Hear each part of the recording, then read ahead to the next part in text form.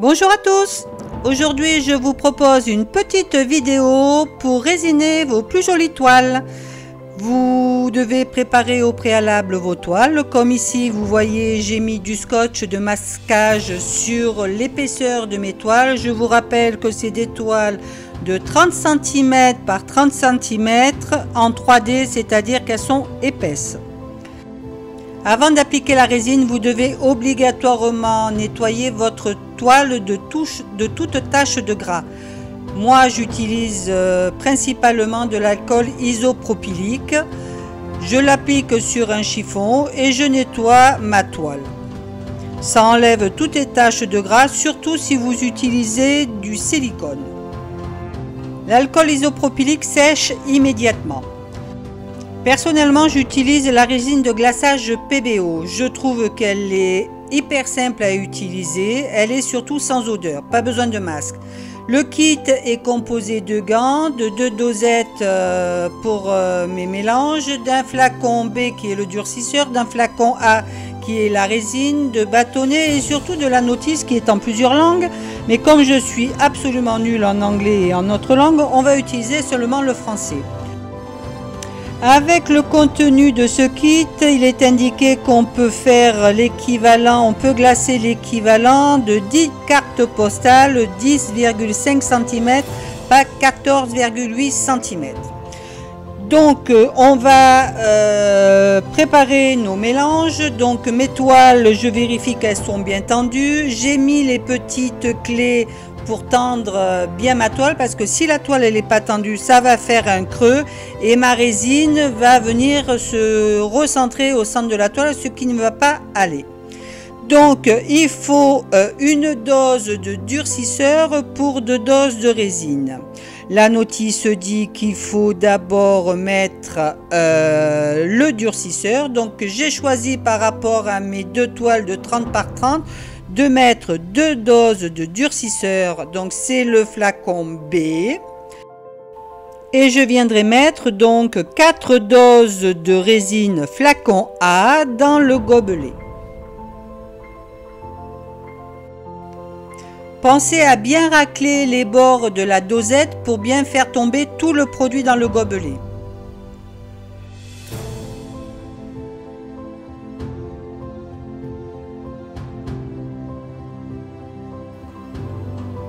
Pensez à bien refermer vos flacons. La notice indique qu'il faut bien mélanger les 2 composants et bien racler les bords du gobelet pour que tout soit bien mélangé. Voilà, mon mélange est homogène, j'ai bien mélangé. Je vais maintenant appliquer ma résine de glaçage sur mes tableaux. Je verse la moitié de ma résine sur mon premier tableau. J'étale avec un couteau à peindre en plastique et je viens enlever les bulles et lisser ma résine avec un décapeur thermique.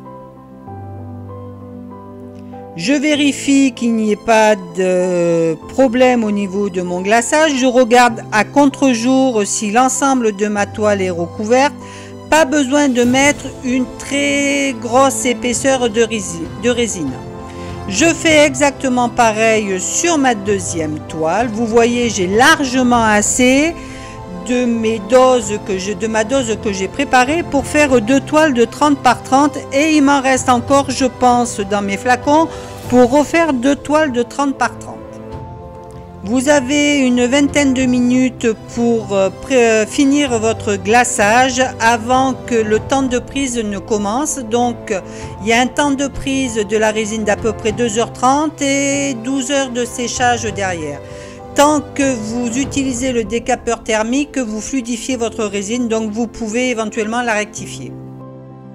Voilà, 12 heures sont passées, mes 2 tableaux ont séché à l'abri de la poussière, donc sous une cloche constituée d'un carton.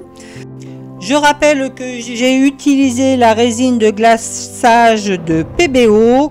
Cette résine également existe en version biosourcée.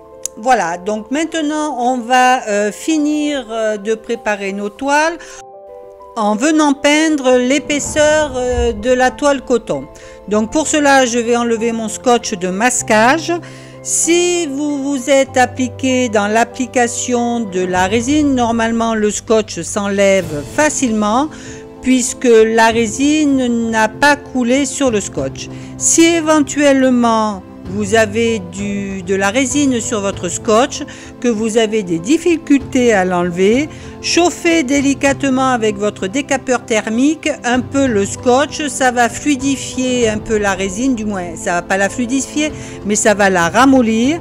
Du coup, vous pourrez enlever plus facilement votre scotch.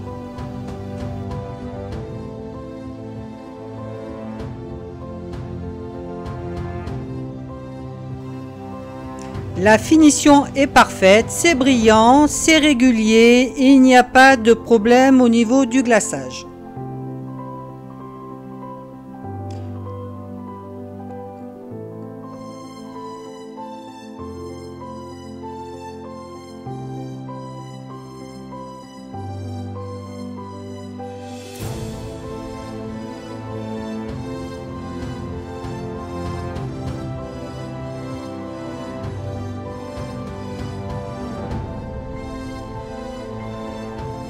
Voilà, maintenant il reste à choisir une couleur qui s'harmonise le mieux avec la réalisation. Choisissez principalement une couleur opaque, car l'opacité de votre peinture viendra cacher les défauts que vous avez au niveau des rebords.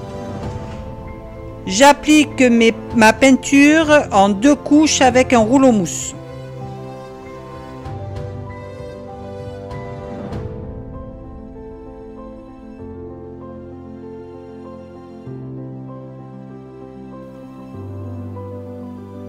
Voilà, mes 2 tableaux sont finis, les finitions sont parfaites. Cette résine m'a donné du relief et une brillance à mes 2 compositions.